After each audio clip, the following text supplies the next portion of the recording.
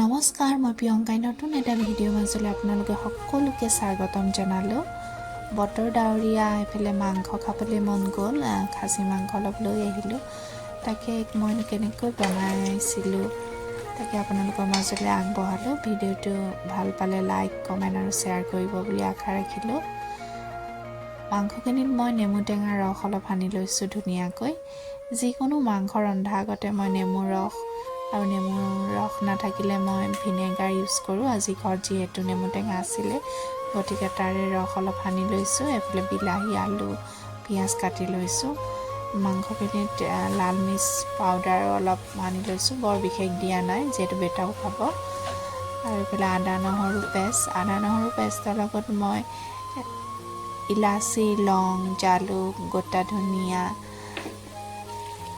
পিচি লৈছোঁ আৰু এই গোটা মছলাখিনি মই পিছা আগত সামান্য টাৱা এখনত গৰম কৰি লৈছোঁ তেতিয়া গোন্ধটো খুব ধুনীয়া আহে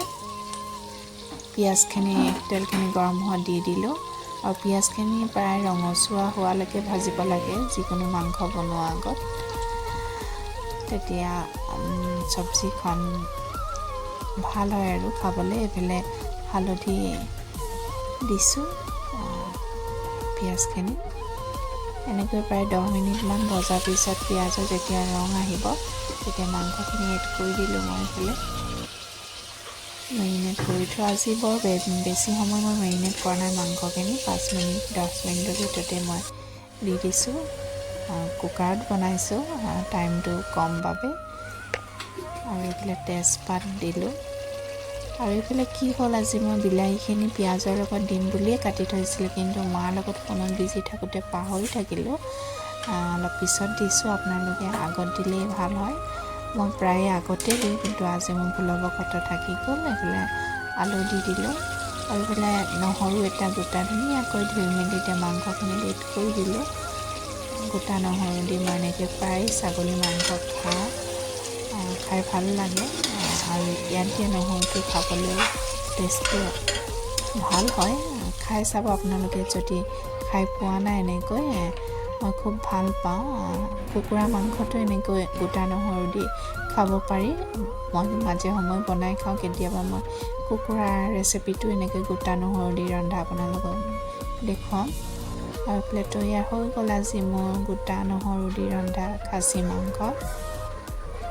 বেটালে বুলি এইফালে জলকীয়া নিদিয়াকৈ অলপ থৈ দিছিলোঁ আৰু ভাত খুৱাবলৈ নিলোঁ তাৰ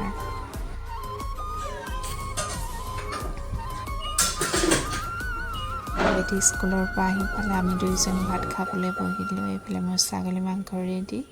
লগত কাজি নেমু আছে